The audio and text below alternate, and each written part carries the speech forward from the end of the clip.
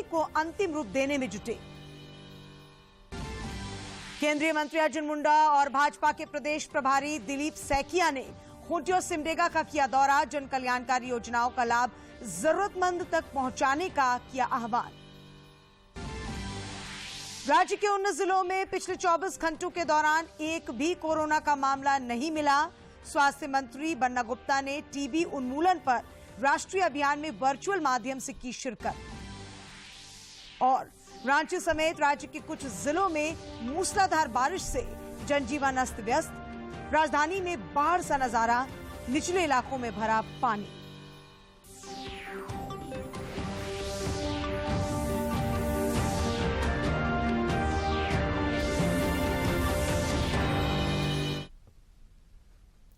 नमस्कार, खबरें झारखंड में आपका स्वागत है। मैं हूं अशीता आनंद। समाचारों में आगे बढ़ने से पहले ये संदेश। देश भर में 18 वर्ष से अधिक आयु के सभी लोगों के लिए सरकारी केंद्रों में निःशुल्क टीकाकरण अभियान चलाया जा रहा है।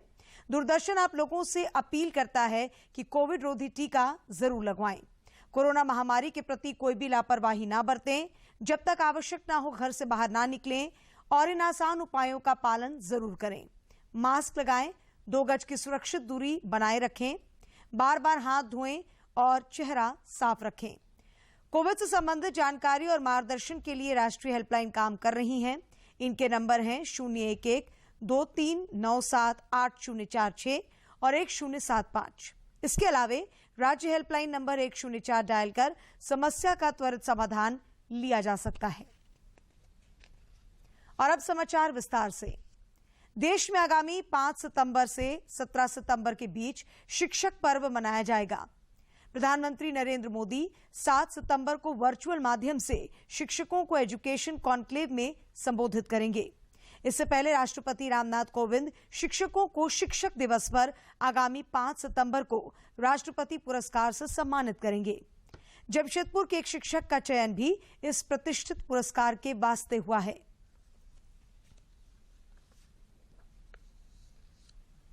झारखंड विधानसभा का मानसून सत्र कल से शुरू हो रहा है, जो 9 सितंबर तक चलेगा। विधानसभा अध्यक्ष रविंद्रनाथ महतो ने सदन के सुचारू संचालन के लिए सभी से सहयोग मांगा है। उन्होंने कहा है कि राज्य का सर्वोच्च पंचायत सही ढंग से संचालित हो, ये सभी की जिम्मेदारी है। विधानसभा अध्यक्ष ने कहा कि सत्र का इस्तेमाल जनहित से जुड़े मुद्दों के समाधान के लिए होना चाहिए, जिसमें अव्यवस्था की कोई जगह नहीं है। श्री महतो ने सभी पार्टियों से दलगत भावना से ऊपर उठकर सत्र में हिस्सा लेने की अपील की है। सत्र में जिन तमाम तैयारियों का आवश्यकता होता है, हम लोगों ने उन सारे तैयारियों को कर लिया, उसका रिव्यू भी कर लिया हम लोगों ने। इसलिए सफल संचालन में कहीं कोई दिक्कत नहीं है। और किस तरीके से सर आश्वासन मिला है कि इस बार सब जो उत्पन्न समस्या है, इस समस्या का समाधान का एक ही मात्र प्लेटफॉर्म है विधानसभा। और इसका जो माने ज्ञान हमको लगता है कि सबको है, इसलिए सब लोग चाहेंगे कि सबसे पहले दलगत भावनाओं से ऊपर उठ करके सत्र का सफल संचालन हो, ताकि हमारा जो समस्या है, हम जिस विधानसभा से प्रतिनिधित्व करते हैं, तमाम माननीय सदस्यों का यही इच्छा है कि हमारा विधानसभा का समस्याओं का समाधान, निदान इस सदन से, विधानसभा से निकले। झारखंड विधानसभा के मानसून सत्र में गर्माहट दिख सकती है। प्रमुख विपक्षी दल भाजपा जन सरोकारों पर सरकार को घेरने की मूड में है। वहीं समसामयिक राजनीतिक मसलों पर भी झारखंड विधानसभा का पारा बढ़ सकता है। एक और दिलचस्प बात यह है कि फिलहाल भाजपा के प्रदेश प्रभारी दिलीप सैकिया और कांग्रेस के प्रदेश प्रभारी आरपीएन सिंह भी झारखंड में ही मौजूद हैं। इस बीच विधानसभा के मानसून सत्र को लेकर रांची में राजनीतिक सरगर्मी बढ़ गई है। रांची में आज विभिन्न राजनीतिक दलों की अनेक बैठकें हुई, जिस दौरान रणनीति पर मंथन हुआ। विधानसभा अध्यक्ष रविंद्रनाथ महतो ने आज राजभवन जाकर राज्यपाल रमेश बैस से मुलाकात की। इस दौरान दोनों के बीच कुछ देर बातचीत भी हुई। इस मुलाकात को शिष्टाचार भेंट बताया गया। निर्दलीय विधायक सह पूर्व मंत्री सरयू राय ने भी आज राजभवन में राज्यपाल से शिष्टाचार मुलाकात की। बाद में पत्रकारों से बातचीत में उन्होंने कहा कि उनकी राज्यपाल रमेश बैस से पुरानी मुलाकात है और वे आज उनसे औपचारिक मुलाकात के वास्ते पहुंचे हैं। एक सवाल के जवाब में श्री राय ने कहा कि सत्र को शांतिपूर्वक चलाने की ज्यादा जिम्मेवारी सरकार पर ही होती है। उन्होंने सरकार को सुझाव दिया कि राजनीति में उच्च आदर्श, सहयोग और विश्वास को बढ़ावा देने के लिए बाबूलाल मरांडी को नेता प्रतिपक्ष मान लिया जाना चाहिए। इस दौरान उन्होंने कई अन्य मसलों पर भी बातचीत की। को पहल करके पहले ही बात करनी चाहिए। इस राज्य में विपक्ष और सत्ता पक्ष के बीच परस्पर सद्भाव की, परस्पर संवाद की कमी रही है, हमेशा ही रही है। जरूरत इसकी है कि राज्य की व्यवस्था में विकास के लिए सत्ताधारी दल ये उचित समझे कि विपक्ष की भी हिस्सेदारी इसमें होती है, विपक्ष की भी हम सलाह लें, राय लें।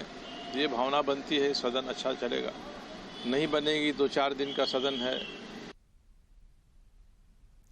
केंद्रीय मंत्री अर्जुन मुंडा और भाजपा के राष्ट्रीय महामंत्री दिलीप सैकिया ने आज खूंटी का दौरा किया, जहां उनका भव्य स्वागत हुआ।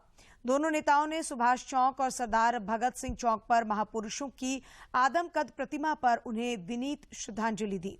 इस दौरान स्थानीय विधायकों के अलावा बड़ी संख्या में भाजपा कार्यकर्ता और आम लोग भी उपस्थित थे।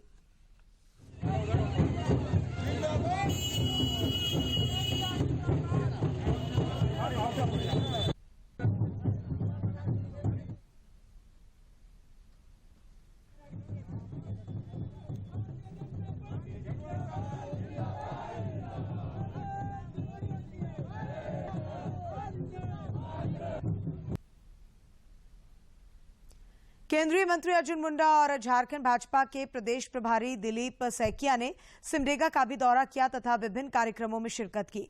अपने संबोधन में उन्होंने जन कल्याणकारी योजनाओं का लाभ जरूरतमंदों तक पहुंचाने का आह्वान किया। साथ ही मौजूदा राज्य सरकार को सभी मोर्चों पर विफल करार दिया। दोनों नेताओं ने वीर तेलंगा खड़िया की प्रतिमा पर माल्यार्पण भी किया।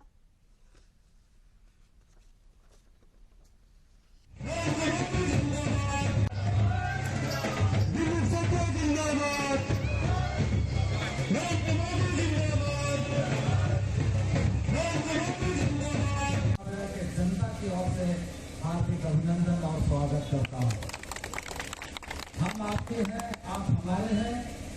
हमारा संवाद हमेशा होते रहता है और आपके बीच में लगातार व्यक्तिगत रूप से हम जुड़े हुए रहते हैं। 1.5-2 साल से जब से हेमंत सोरेन की सरकार आई, कांग्रेस जेएमएम का, अभी प्रदेश का हाल बेहाल हो गया है। प्रदेश में आज महिलाओं के जो अत्याचार, प्रदेश में आज सिंडिकेट राज, प्रदेश में आज भ्रष्टाचार, प्रदेश में लॉ एंड ऑर्डर सिचुएशन आज बिगड़ गए हैं। सभी दिशाओं में जो विकास के जो कार्य है वो स्तब्ध हो गया है। सभी क्षेत्रों में आज इस प्रदेश पीछे जा रहा है। देश में पिछले 24 घंटों में कोरोना संक्रमण के 47,092 नए मामले सामने आए हैं, जबकि 35,181 लोगों ने कोरोना को मात देकर जिंदगी की जंग जीती है।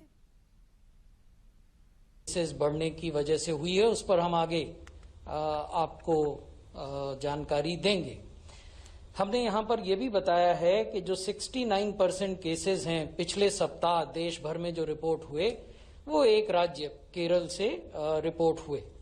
हालांकि ये जो दूसरे सर्ज को ये ग्राफ दिखाता है, जो कि 7 मई को अपने सबसे ऊंचे स्थान पर पहुंचा था, जबकि 24 घंटे में 4 लाख से ज्यादा केसेस रिपोर्ट हुए थे, वो लगातार घट रहा है। लेकिन अभी भी, जैसा मैंने पिछली बार आपको बताया था, कि दूसरी सर्ज समाप्त नहीं हुई। We have not seen the conclusion of the second surge in the country.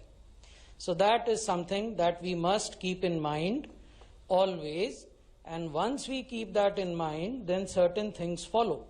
एक बार जब अपने दिल और दिमाग में हम इस बात को बैठा के रखते हैं कि दूसरी सर्ज समाप्त नहीं हुई, तो ये फिर आवश्यक हो जाता है कि कोविड के अनुरूप हमारा आचार और व्यवहार हो, और वैक्सीनेशन के प्रति यदि कुछ वर्गों में, कुछ व्यक्तियों में हेजिटेशन है तो वो दूर करने का प्रयास हो।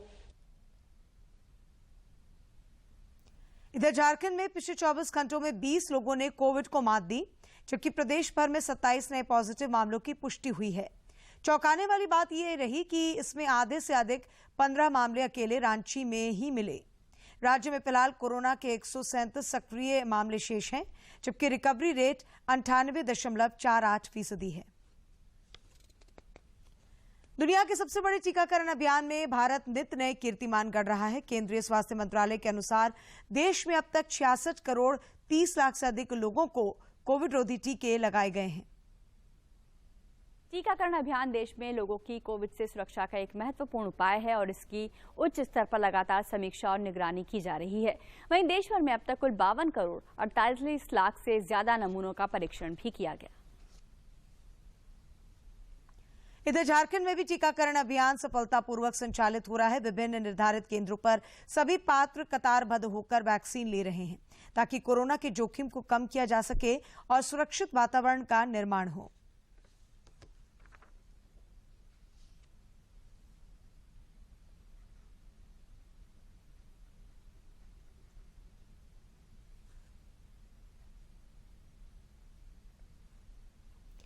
केंद्रीय स्वास्थ्य मंत्री मनसुख मांडविया की अध्यक्षता में आज टीबी उन्मूलन के लिए राष्ट्रीय स्तर पर चलाए जाने वाले अभियान का ऑनलाइन शुभारंभ हुआ। इस कार्यक्रम में राज्य के स्वास्थ्य मंत्री बन्ना गुप्ता भी वर्चुअल माध्यम से शामिल हुए। इस दौरान टीबी रोग उन्मूलन के लिए सामूहिक प्रयास पर बल दिया गया।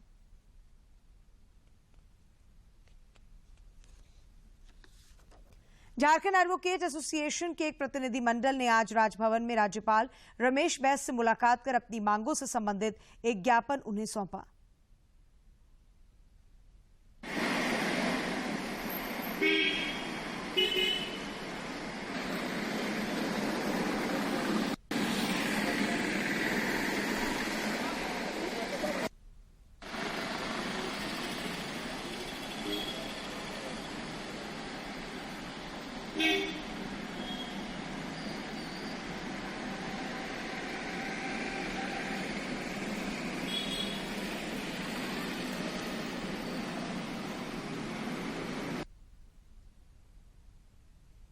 महामहिम से हम लोग एडवोकेट एसोसिएशन के प्रतिनिधि मंडल मिले, उसमें विस्तार से बातें हुई और कुछ मुद्दे जो प्रमुख मुद्दे हैं उन मुद्दों पर विस्तार से बात की है। जो हाई कोर्ट में चैम्बर्स का समस्या है, चैम्बर्स को लेकर के जो अभी 500 चैम्बर बनाए गए हैं, जिसे आगे 50 साल के भविष्य को देखते हुए ये काफ़ी कम, तो इसको बढ़ाने के लिए सरकार से हम लोगों ने महामहिम के मार्फत से कहा है। आगामी 19 सितंबर को जेपीएससी की संभावित परीक्षा के आयोजन को लेकर विभिन्न जिलों में इधर प्रशासनिक तैयारियां की जा रही हैं। रांची, जमशेदपुर के अलावे बोकारो समेत कुछ अन्य जिलों में भी ये परीक्षा होगी। बोकारो में परीक्षा के वास्ते 79 केंद्र बनाए गए हैं, जहां लगभग 36,000 परीक्षार्थी सम्मिलित होंगे। उपायुक्त कुलदीप चौधरी ने आज समाहरणालय में बैठक कर केंद्र अधीक्षकों और पदाधिकारियों को जरूरी हिदायतें भी दी। प्रारंभिक परीक्षा जो कि 19 तारीख को होने जा रही है, उसके संदर्भ में आज सभी केंद्र अधीक्षकों के साथ सभी प्रखंड विकास पदाधिकारी, अंचल अधिकारी और सुपरवाइजर्स के साथ मीटिंग की गई है। कुल 79 सेंटर्स पर 35,999 अभ्यर्थियों की टोटल संख्या को देखते हुए तैयारियों का जायजा लिया गया है। सभी जगह पर सभी व्यवस्थाएं पूरी हो गई हैं। कोडरमा में सरकारी इमारतों के सौंदर्यीकरण का काम चरणबद्ध तरीके से हो रहा है। इस सिलसिले में समाहरणालय परिसर के सौंदर्यीकरण, पार्किंग की सुविधा, आगंतुकों के बैठने की सुविधा के साथ साथ पार्क बनाने की भी योजना बनाई जा रही है। उपायुक्त आदित्य रंजन ने आज अधिकारियों संग सौंदर्यीकरण और अन्य कार्यों का जायजा लिया तथा आवश्यक निर्देश दिए। रांची समेत राज्य के कुछ जिलों में आज दोपहर बाद मूसलाधार बारिश हुई, जिससे जनजीवन अस्त व्यस्त हो गया। रांची की सड़कों पर कुछ ही देर में बाढ़ सा नजारा उत्पन्न हो गया। अनेक वाहन चालक का मुश्किलों में फंसे दिखे, जबकि कुछ ने गाड़ी खड़ी कर बारिश थमने का इंतजार किया। इस बारिश से कई निचले इलाकों में जबरदस्त जल जमाव भी हो गया, जिससे लोगों को भारी परेशानी भी हुई।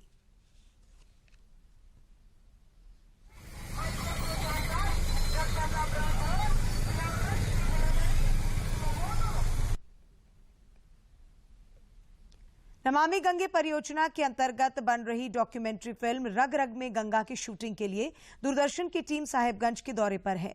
दूरदर्शन की टीम ने कल मंडरो स्थित फॉसिल पार्क का भ्रमण करते हुए वहां के दृश्यों की शूटिंग की। देश के जाने माने पत्रकार चंदन मित्रा का बीती रात निधन हो गया। प्रधानमंत्री नरेंद्र मोदी समेत अनेक राजनेताओं ने उनके निधन पर शोक व्यक्त किया है। इधर मशहूर टीवी कलाकार सिद्धार्थ शुक्ला का भी मुंबई में हृदय गति रुक जाने से निधन हो गया। उनके निधन पर भी अनेक लोगों ने शोक जताया है। झारखंड समेत देश भर में पोषण माह मनाया जा रहा है ताकि कुपोषण से जंग को लेकर सभी जागरूक हो सके। खान पान में पोषक तत्वों को शामिल कर इस समस्या से दूर रहा जा सकता है। हमारे जो मिलेट्स हैं, बाजरा, ज्वार, रागी, इनसे बढ़िया कोई फूड नहीं है कुपोषण से मुक्ति दिलाने के लिए। और इसके लिए हम जो है जहां जहां से रिक्वेस्ट आ रही है, हम खाद्य मंत्रालय के साथ रेगुलर बेसिस पे टच में हैं और कई स्टेट्स जो है अब इन सब मिलेट्स को जो है अपने मिड डे मील में यूज कर रही हैं, उसके बहुत अच्छे परिणाम देख रही हैं। तो हम लोग चाह रहे हैं कि मैक्सिमम मिलेट्स जो हैं इनको हम मिड डे मील में दें। डिफरेंट तरह की हमने उसके लिए रेसिपी ईजाद की है ताकि बच्चों को जो है वो अच्छी लगे खाने में भी जो है। तो एक बार ये मिलेट्स जो है अगर हम बहुत ज्यादा प्रचार कर सके और मिलेट्स जो है सक्सेसफुल होगा तो देखेंगे कि बहुत जल्दी हमें कुपोषण से मुक्ति मिलेगी। और हम जो अपने लोकल फूड्स को, जो चीज जहां पैदा होती है, जहां सब्जियां हैं, हमने हर आंगनबाड़ी में जहां भी जमीन है हम कोशिश कर रहे हैं कि वहां पे न्यूट्री गार्डन्स लगाएं ताकि पोषण वाटिकाएं, ताकि बच्चों को वही लोकल सब्जी खिलाई जा सके। तो ये सबसे ज्यादा कुपोषण से मुक्ति में मदद करती हैं, लोकल फूड। और मिलेट्स जैसे बताया मैंने, बायो फोर्टिफाइड राइस या फोर्टिफाइड राइस इन मिल्स, ये सब कई सारे कदम हैं जिससे कि हमारे बच्चों को भी, माताओं को भी। और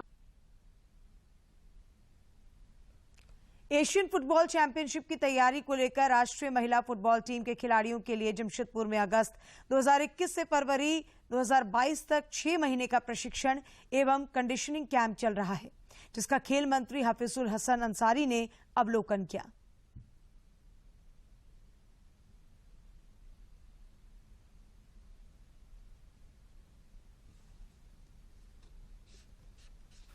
राज्य के खेल मंत्री हफीजुल हुसैन अंसारी ने जमशेदपुर पहुंचकर राष्ट्रीय महिला फुटबॉल टीम शिक्षण एवं कंडीशनिंग कैंप में शामिल खिलाड़ियों से मुलाकात कर उनकी तैयारियों के बारे में जानकारी ली। साथ ही सरकार की तरफ से उन्हें हर संभव सुविधा उपलब्ध कराने की बात कही। उन्होंने बताया कि इस कैंप में अलग अलग राज्यों के कुल 30 खिलाड़ी आ रहे हैं, जिनमें 2 खिलाड़ी झारखंड से भी हैं। कुल 30 खिलाड़ी अलग अलग राज्यों से हैं, वहीं झारखंड से भी 2 खिलाड़ी इस कैंप में हैं। झारखंड में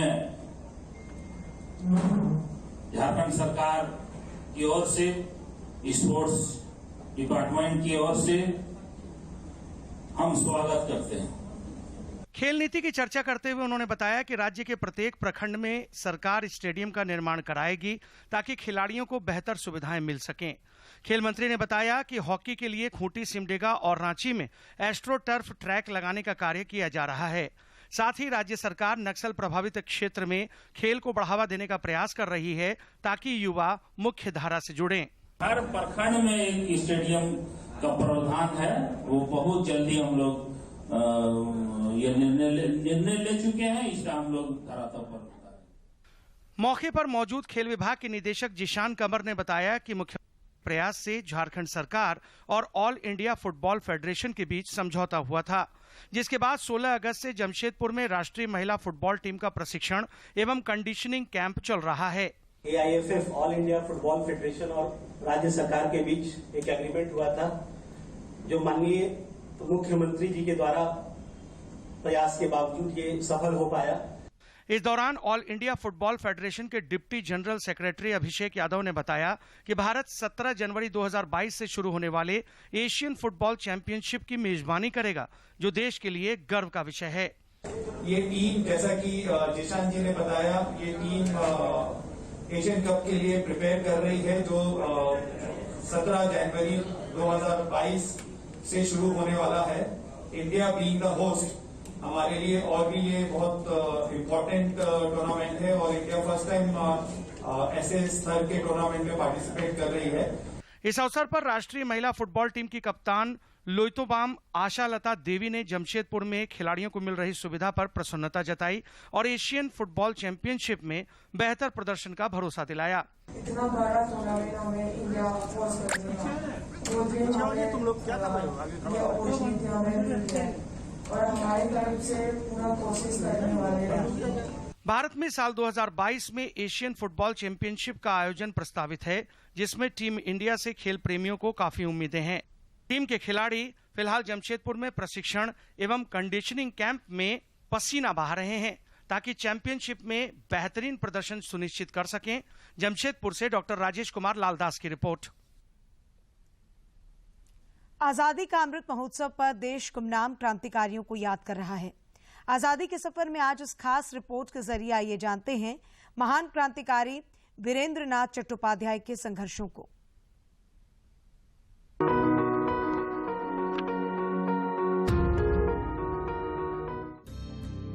भारत के स्वाधीनता संघर्ष में 2 सितंबर का बहुत महत्व है।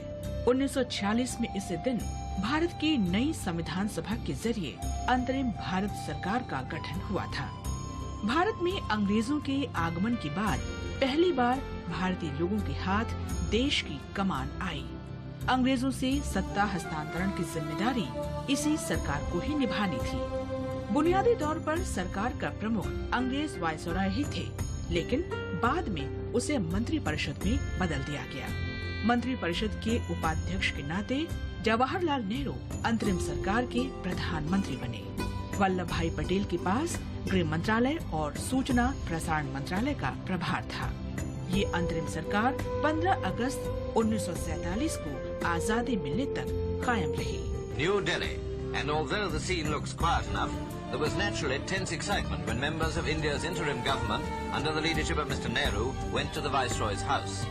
They were received by Lord Wavell, who was to administer the oaths of allegiance, of office and of secrecy, whereby Indian affairs passed into the care of an all-Indian cabinet. Bharat अगस्त 1947 तक ब्रिटेन की संप्रभुता में रहा, लेकिन अंतरिम सरकार ने America सहित अन्य देशों के साथ राजनयिक संबंध स्थापित किए। संविधान सभा के सदस्यों से ही अंतरिम सरकार बनी थी, जिसने स्वतंत्र भारत के संविधान का मसौदा तैयार करना भी आरंभ कर दिया था। आज हम महान क्रांतिकारी वीरेंद्र नाथ चट्टोपाध्याय को भी श्रद्धांजलि अर्पित कर रहे हैं। प्रसिद्ध स्वाधीनता सेनानी सरोजिनी नायडू और जाने माने बांग्ला कवि तथा संगीतकार हरिंद्र नाथ चट्टोपाध्याय के भाई वीरेंद्र नाथ चट्टोपाध्याय को विदेशी धरती पर अंग्रेजी साम्राज्यवाद के खिलाफ अभियान चलाने का श्रेय है। यूरोप और अमेरिका में उन्होंने भारत में जारी अंग्रेजी शासन को लेकर जमकर अभियान चलाया।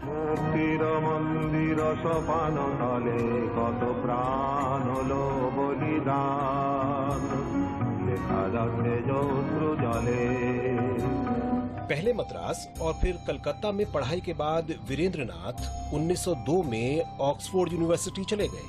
वहाँ वे इंडिया हाउस में चलने वाली गतिविधियों के संपर्क में आकर आंदोलनकारी बन गए। इंग्लैंड में चट्टोपाध्याय का यूरोपीय क्रांतिकारियों से गहरा रिश्ता बना। प्रथम विश्व युद्ध शुरू होने पर बर्लिन प्रवासी भारतीय क्रांतिकारियों का केंद्र बन गया। इस बीच वीरेंद्र नाथ सितंबर 1914 में बर्लिन में स्थापित इंडिया इंडिपेंडेंस कमेटी का प्रमुख चेहरा बन गए। इस कमेटी ने भारत के बाहर और भारतीय सैनिकों में जागरूकता अभियान चलाया तथा सैन्य कार्रवाई के लिए प्रशिक्षण का कार्य किया।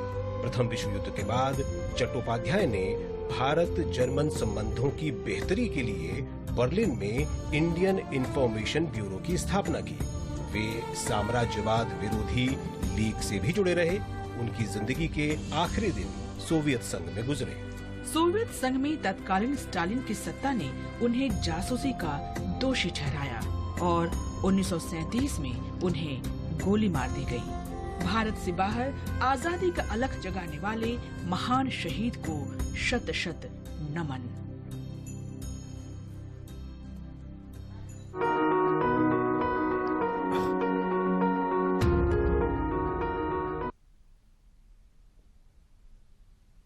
दूरदर्शन झारखंड पर पल पल की खबरों से जुड़े रहने के लिए आप हमारे social media platform Twitter, Facebook और यूट्यूब से जुड़ सकते हैं, क्योंकि खबरों से जितना बाखबर रहना जरूरी है, उससे ज्यादा जरूरी है सटीक, संतुलित और निष्पक्ष समाचार। हमारा ट्विटर हैंडल और फेसबुक पेज है डीडी न्यूज झारखंड। आप हमें YouTube channel Jharkhand DD news पर भी देख और सुन सकते हैं। कोरोना का खतरा अभी टला नहीं है। दूरदर्शन झारखंड आप सबों से अपील करता है कि आप खुद भी मास्क पहने तथा दूसरों को भी मास्क पहनने के लिए प्रेरित करें और सामाजिक दूरी के दिशा निर्देशों का पालन करें। मास्क के उपयोग को लेकर सभी के सहयोग से मास्क अप इंडिया अभियान की शुरुआत हुई है, जो डीडी न्यूज और उससे जुड़े सोशल मीडिया प्लेटफॉर्म पर जारी रहेगा। कोरोना को हराना है, मास्क जरूर लगाना है। डीडी न्यूज की खास मुहिम मास्क अप इंडिया के साथ मास्क पहने और अपने मुंह और नाक को अच्छी तरह ढके। अपने परिवार के सदस्यों और दोस्तों को मास्क पहनने के लिए कहें। Mask up India, mask up India. DD news के माध्यम से सबको बताना है, कोरोना को हराना है, मास्क जरूर लगाना है। Mask up India, mask up India, mask up India.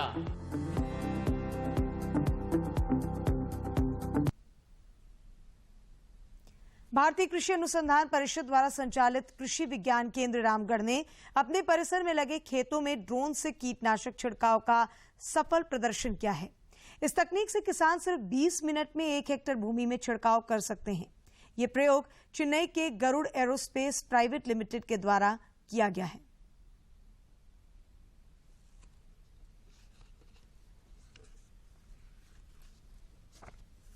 Ramgarh जिले के किसान भी अब अपने खेतों में ड्रोन तकनीक का इस्तेमाल कर दवा एवं उर्वरा का छिड़काव कर सकते हैं।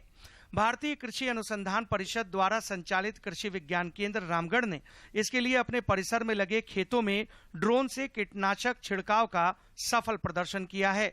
चतरा के बाद राज्य में रामगढ़ दूसरा ऐसा जिला होगा जहां ड्रोन तकनीक से खेतों में उर्वरक एवं दवा का छिड़काव होगा। इस तकनीक का इस्तेमाल कर किसान प्रधानमंत्री के सपनों को साकार करते हुए अपनी दोगुना करने की ओर भी अग्रसर होंगे। इजराइल से खेती की तकनीक सीखकर झारखंड लौटे किसान रचिया महतो ने भी इसे अच्छी पहल बताया है। उन्होंने कहा है कि इस तकनीक से युवाओं को खेती की तरफ आकर्षित करने में मदद मिलेगी। क्लस्टर के द्वारा ड्रोन स्प्रेयर का इस्तेमाल किया जा रहा है, क्योंकि आज हमारे यदि सैकड़ों एकड़ में यदि हमारा धान लगा हुआ है तो हम लोग एक साथ सभी खेतों में हम लोग छिड़काव कर सकते हैं। ड्रोन तकनीक के उपयोग से अब कम समय में आसानी से खेतों में छिड़काव हो सकेगा, जिससे खेती में लागत भी कम होगी। किसान सामूहिक रूप से ड्रोन का इस्तेमाल कर लागत में कमी एवं समय की बचत कर अपनी आमदनी भी बढ़ा सकेंगे। कृषि वैज्ञानिक सह कृषि विज्ञान केंद्र के प्रभारी डॉक्टर दुष्यंत राघव के अनुसार एक ड्रोन से दिन भर में 30 एकड़ खेतों में कीटनाशक और उर्वरा का छिड़काव किया जा सकता है। चाहते हैं और जो मजदूरी की जो समस्या है उससे इससे निजात पाया जा सकता है। और हमारे जो प्रधानमंत्री जी हैं उनका जो सपना है कि कृषि में तकनीक के समावेश से आय दोगुनी की जा सके, उसके लिए ये बहुत महत्वपूर्ण है। जिले में अव्वल दर्जे की खेती कर कई पुरस्कार जीतने वाले प्रगतिशील किसान उत्तम कुशवाहा ने कहा है कि ड्रोन तकनीक से कई असंभव कार्य भी अब संभव हो सकेंगे। उन्होंने और अंत में मुख्य समाचार एक बार फिर।